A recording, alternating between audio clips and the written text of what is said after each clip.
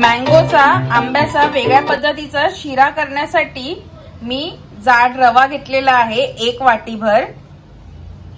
Dry fruits मध्ये मी पिस्ता घेतलेला आहे, काजू घेतलेले आहेत, अर्धी वाटी मी साखर घेतलेली आहे, पावणा वाटी मी तूप घेतलेला आहे, साजूक तूप, 1 वाटी पाणी आणि 1 वाटी जे आहे मी दूध घेतलेलं आहे। तुम्ही पाहिजे तर फक्त पाण्याचं देखील बनवू शकता, पण मी 1 वाटी पाणी आणि 1 वाटी दूध घेतलेलं आहे आणि 2 मी हापूस आंबे घेतलेले आहे। आता ह्याला मी चांगलं धुवून आणि ह्याचं मी चांगलं पल्प काढून घेईल। ह्याला मिक्सर मध्ये मी वाटून घेईन, म्हणजे ह्याचा रस काढून घेईल मिक्सरला लावून। आता आंब्याच्या रसाला जसं सांगितल्याप्रमाणे मी मिक्सरला चांगलं फिरवून घेतलेलं आहे, त्याचा रस केलेला आहे। मी आंबा जो आहे हापूस आंबा घेतलेला आहे। हापूस आंब्याचाच रस जरा जास्ती चांगलं चविष्ट लागतं, म्हणून तुम्ही पण हापूस आंबाच घ्या। शिरा करण्यासाठी आता मी गॅसवर कढई ठेवली आहे। यात मी आता सर्वात पहिले रवा घालून घेते, आपला जाडसर रवा। सर्वात पहिले रवा असाच भाजून घेते, काही न घालता। थोडा रव्याचा कलर बदलसपर्यंत ह्याला मी मीडियम टू स्लो गॅसवर मी चांगलं भाजून घेते। मी जाड कढई घेतलीये कारण ते रवा कढईला लागता कामा नये आणि मी सतत त्याला हलवत राहतीये।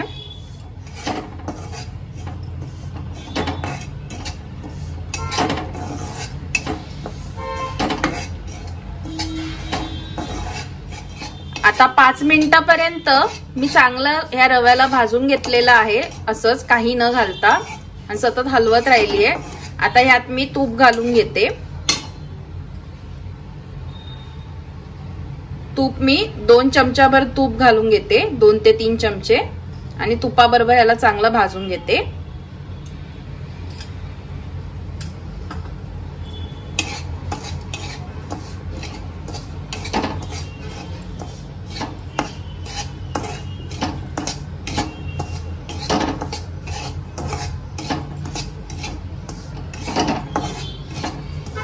आता तुपामध्ये ह्याला चांगलं भाजून घेते, म्हणजे मस्त खुसखुशीत आणि मऊ होऊन जाईल।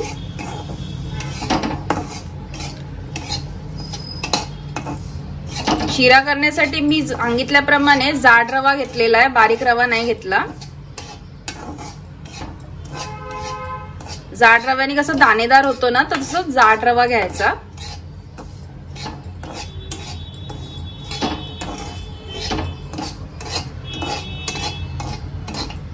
तूप घालून ह्याला मी 5 ते 6 मिनिटं चांगलं रव्याला भाजून घेतलेला आहे। चांगला खमंग असा सुगंध येतोय। आता ह्याला मी कढईमधून काढून घेते।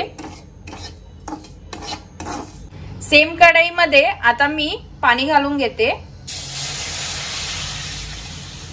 1 वाटीभर पाणी, 1 वाटीभर मी दूध घालून घेते ह्याच्यात। हा वेगळ्या पद्धतीने मी शिरा करून दाखवतीये। आता यात मी तूप घालून घेते।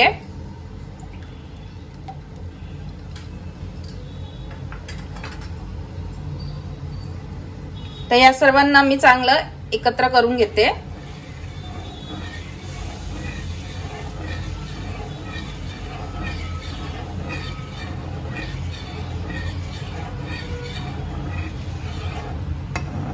दुधाच्या बदली तुम्ही 2 वाटीभर पाणी घालून करू शकता, पण मी 1 वाटी दूध आणि 1 वाटी पाणी असं घेतलेलं आहे। तुम्ही 2 वाटी पाणी घालून देखील करू शकता।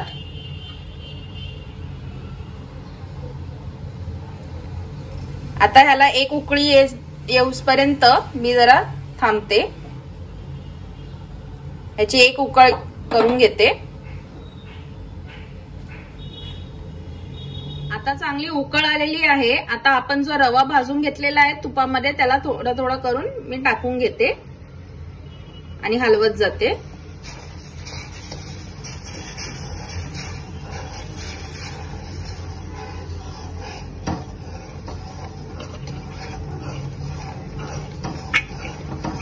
अशा पद्धतीने केल्याने ह्याच्यामध्ये कसं गोळे होत नाही म्हणून ही वेगळ्या पद्धतीने मी केलंय. मोकळा मोकळा होतो बघा, ह्याच्यामध्ये गोळे नाही राहत.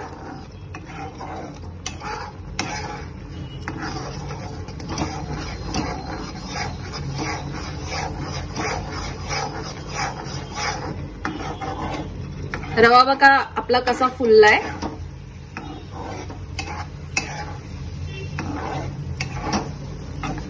आणि कसा खुसखुशीत दिसतोय तो.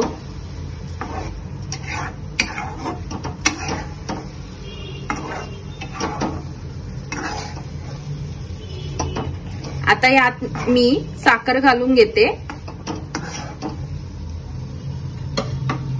आपली जी साखर आहे अर्धा वाटी घालून घेते.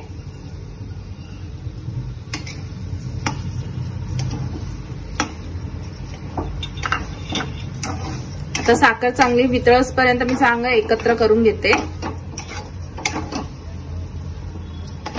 जशी जशी साखर वितळत जाईल तसं तसं हे आपलं सारण जो रवा जो आहे शिरा तो थोडा पातळ होत जाईल.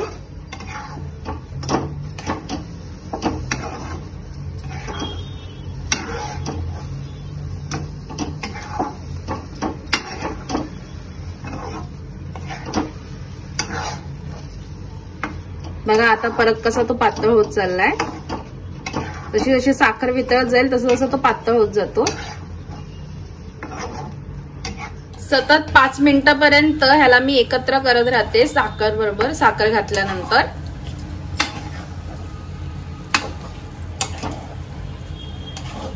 हा आपला रव्याचा शिरा आता 5 मिनिटं करून झालेला आहे.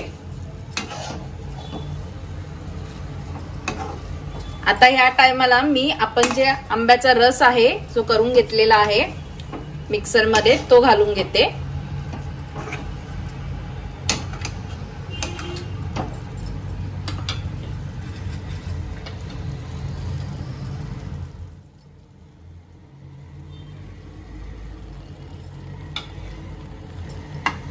आंब्याच्या रसाबरोबर ह्याला मी चांगलं एकत्र करून घेते.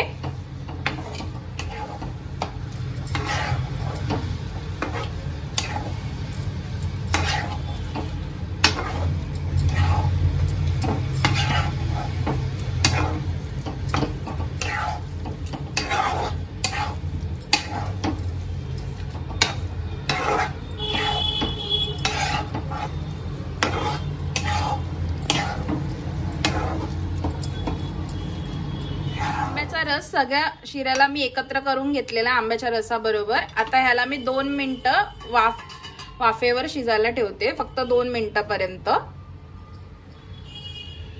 आता 2 ते 3 मिनिटं झालेले आहेत. आपण वाफेवर आता शिजायला ठेवलेलं. आता चांगला आपला शिजून झालेला आहे. आता मी गॅस बंद करून घेते. आपला जो आहे आंब्याचा शिरा जो आहे तो खाण्यासाठी रेडी झालेला आहे. आता ह्याला मी सर्विंग बॉलवर काढून घेते आणि मग तुम्हाला दाखवते. आता आंब्याचा शिरा मी बाउलमध्ये काढून घेतलेला आहे. आता ह्याला गार्निशिंग साठी वरतून मी पिस्ता घालून घेते दोन्हींवर. आता काजू घालून घेते.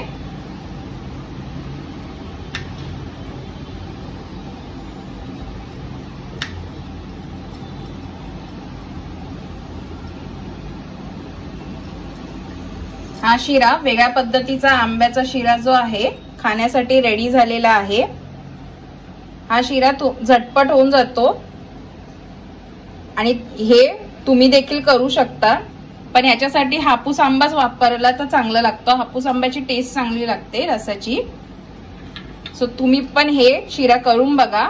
आवडला तर कमेंट मध्ये लिहून पाठवा. लाईक करा, शेअर करा, सबस्क्राईब करा.